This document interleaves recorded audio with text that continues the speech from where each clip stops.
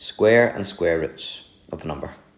To show you know what square and square roots are, maybe write down an example of something squared and maybe write down an example of the square root of a number.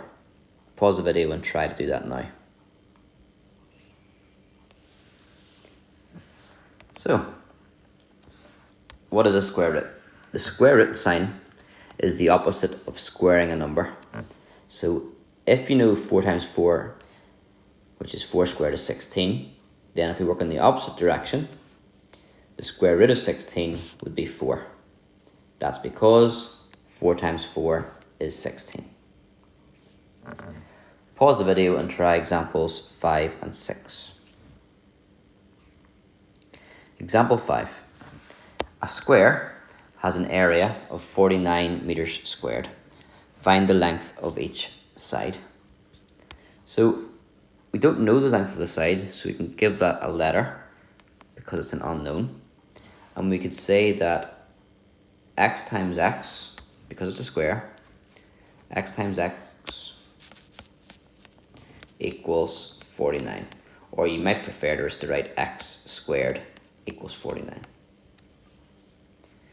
So to work out what x is, you'd have to get the square root, the opposite of squaring. You have to square root the 49.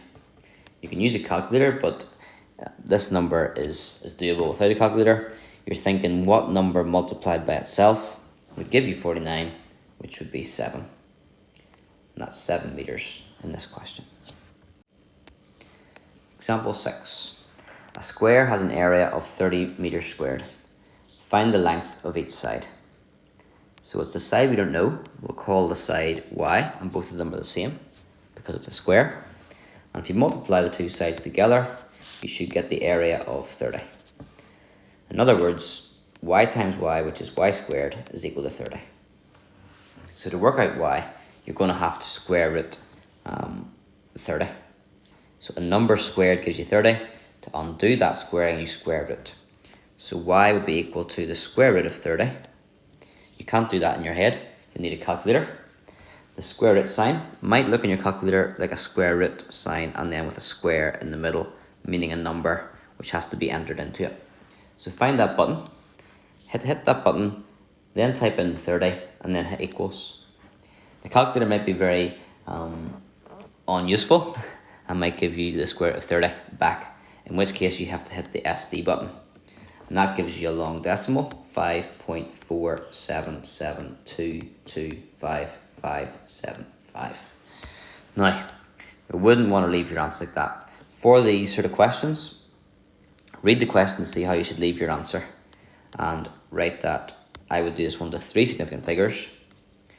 If I go to 3 sig figs, that's going as far as a 7. And if I just check that number after the 7, it's a 7 as well, which means I have to round up. So 5.48. Now, a little bit of a technicality here on squares and square roots. If the question has no context to area, then the solution would be slightly different. So if I told you x squared is equal to 9 and you had to find out x would be the square root of 9. But there's 2 ways you can get that. X could be 3 or it could be minus 3, and I'll tell you why. We're looking for a number that multiplies by itself to give 9, and 3 times 3 is 9, but also minus 3 times minus 3 is 9. So there are 2 solutions there. Okay? There are 2 ways when you square a number you can get 9. Plus 3 or minus 3.